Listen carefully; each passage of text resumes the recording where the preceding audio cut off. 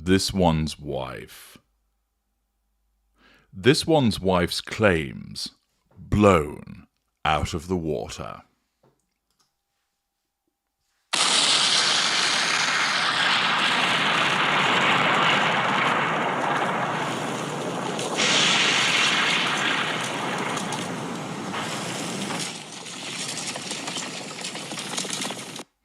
Hello, I'm HG Tudor, and that noise that you just heard there was the sound of this one's wife's claims being comprehensively blown out of the water. There has been much made over the last few years by this one's wife as part of her pity play and smearing in relation to the suggestion that she was subjected to racist behaviour within the royal family. It commenced 2.5 years ago in the bombshell Oprah Winfrey interview, where this one's wife alleged that she had been subjected to speculation about Archie's skin colour, as to how dark his skin would be. This, of course, prompted Oprah to declare, "What?" And thereafter, much was made around the globe about this revelation.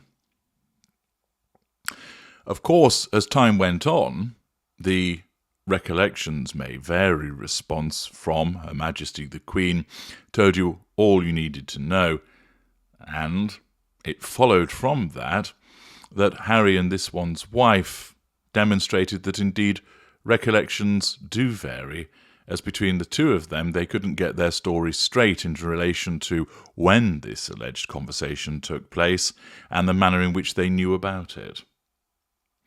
But it got even worse. Thereafter, this one's wife decided that it wasn't just one person that had speculated and behaved in a racist fashion, it was two. And, as we know, just recently, utilising the improbably named plastic face Weasley Lickspittle lieutenant that is Omid Scobie, she arranged for this information to be leaked as part of a continued smear against King Charles and the Princess of Wales, by suggesting that it was they who'd engaged in conversations about colour. They thus became labelled as the royal racists. This plan backfired. Most people do not accept that they are racist. Most people see that this is just the disingenuous behaviour of this one's wife and her Lieutenant Omid Scobie, and many are urging the palace to do something about it. This one's wife engaged in this behaviour because her narcissism caused her to interpret what was probably a conversation that took place, but was one which was simple speculation that always takes place in relation to the birth of a child. Will he have your big nose? I wonder what colour hair she'll have. What will his eyes be like? Will he look like your side of the family or my side of the family? What if he looks like one of the grandparents? Where there is the issue of different races coming together, it's entirely natural for people to wonder, I wonder if he'll be dark-skinned or light-skinned. Will they have that particular shape of eyes or this particular shape of eyes? What will he or she look like? Every single baby that is to come into the world, the parents, the relatives, the friends, everybody speculates about what that child will look like. Whether it's hair colour, eye colour, skin colour, size of nose, size of hands. Hey, I wonder if he'll inherit the massive feet that you've got, so on and so forth. It's entirely natural, and it's not prejudicial in any way. However, this one's wife interprets any such discussion as being racist because her paranoia drives her to do so. She painted those individuals within the royal family as black, and at the time, her narcissism essentially whispered into her ear, people have been racist about your son, so that she then, rather than think, well, Was it really? It was just speculation. So there's no need to make a song and dance about it. Or, well, I'm rather alarmed by that. I'll go and find out if this is true and have a chat with the person. But I'm not going to go on international television and air my grievances. No, that wouldn't be the right thing to do. But of course, for this one's wife, ever the victim, needing a pity play, needing to merchandise misery, she ensures that she goes on Oprah and, looking like a panda with the birdshit dress, announces to the world that her son was the victim of racist speculation. Thus, she doles out a pity play, which is done for the purposes of asserting control over the audience and drawing fuel from them, and also smearing the relevant members of the royal family, because she placed them all under suspicion apart from the Queen and Prince Philip, thereby asserting control indirectly over them. This is doled out again through Omid Scobie, again for similar purposes, to try and draw sympathy and to smear King Charles and the Princess of Wales. Yet now, evidence has emerged that just simply shows that it's a load of tosh and that she has no basis for such complaints. A number of you have alerted me to the content of this particular article and have urged me to comment upon it. And who am I to deny you? And therefore I have.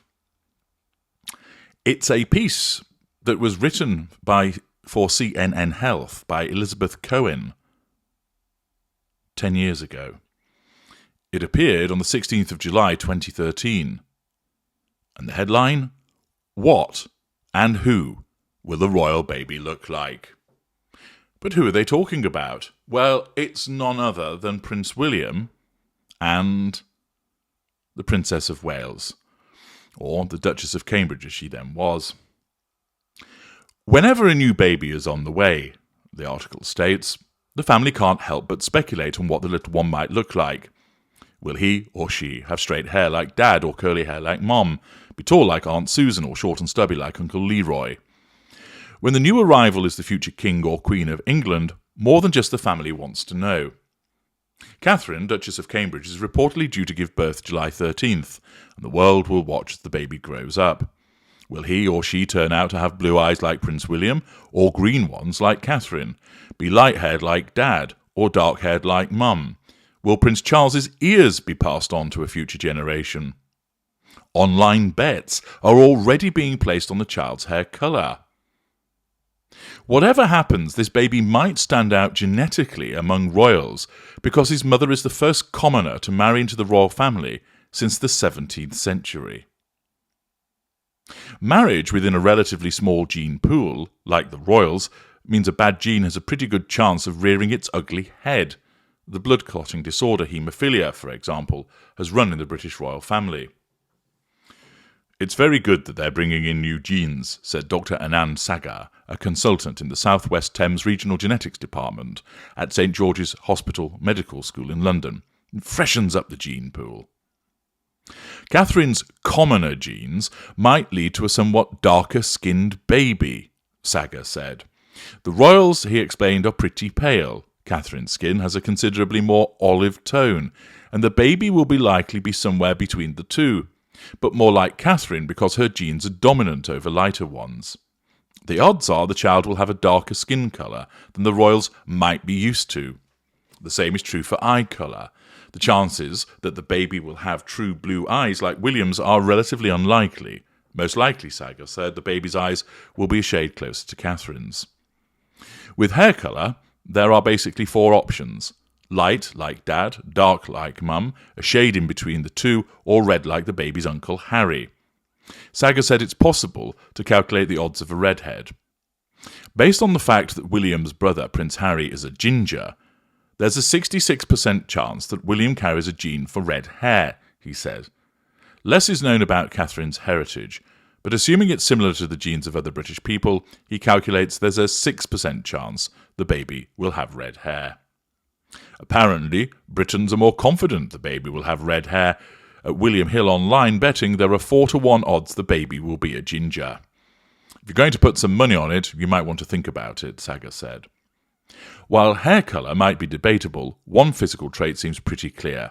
William and Catherine's child will likely be quite tall. William is reportedly around 6'3" tall and his wife about 5'10".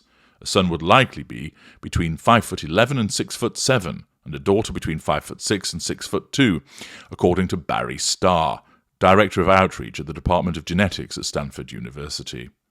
Of course, it's impossible to use genetics to predict completely what any baby will look like, royal or not.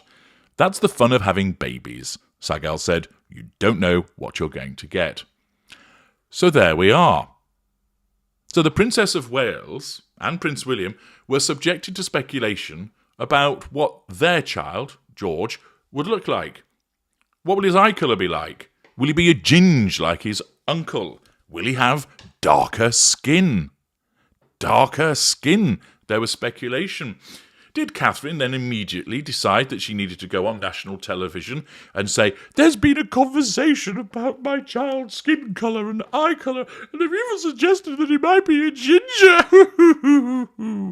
No, she didn't. Did she go to the press saying, "They're suggesting he's going to be a ginger. Are they saying that I've shagged Harry"? No, she didn't. Do you know why? Because she's not a narcissist. Because she doesn't need to seek control over people by inventing stories, by twisting what was innocent speculation, suggesting that there was something sinister about it. If this article came to the attention of Catherine at the time, she'd have just gone, yeah, speculation about what my child will look like. Understand that. Quite funny to think he might be a ginge. As it turns out, George isn't a ginge. But she didn't go running off to a television programme or to the press, suggesting that what was being said was somehow unholy and unbecoming. Catherine, not needing this control, not looking at the world through a distortion field, recognised that there was no need for her to be troubled by it. Indeed, it wouldn't have even occurred to her that it was something that was problematic. She'd have seen it as speculation in the ordinary course of events, that when a child is coming, and particularly one that's going to be the future King or Queen of England, naturally, there's a lot of attention directed towards what the child will look like, one that is in a prominent family and going to have a prominent position. Similar to the child of the Duke and Duchess of Sussex, a royal baby. Therefore, people are going to talk about what he or she is going to look like, and what the hair colour will be, what the eye colour will be, what the looks will be, what the skin colour will be. None of it being racist. The very behaviour that this one's wife has complained about, the Duchess of Cambridge was subjected to precisely the same speculation. And yet, you can see the complete difference in response. Catherine, an empathic individual, not concerned by it at all, because she doesn't have an overwhelming need for control. She doesn't have a hypersensitivity to the issue of control, so that she would interpret a simple discussion as being some kind of smear. This one's wife, naturally, driven by her narcissism, interprets innocent speculation as some kind of slur against her and her child, which she then utilises by way of pity play and smearing of other individuals in pursuit of the prime aims. The very fact that Catherine was subjected to this and did not react, did not make a song or dance, just demonstrates that what this one's wife has had to say about this whole racial incident is absolute bollocks and blows her claims completely out of the water. I'm H.G. Tudor. Thank you for listening.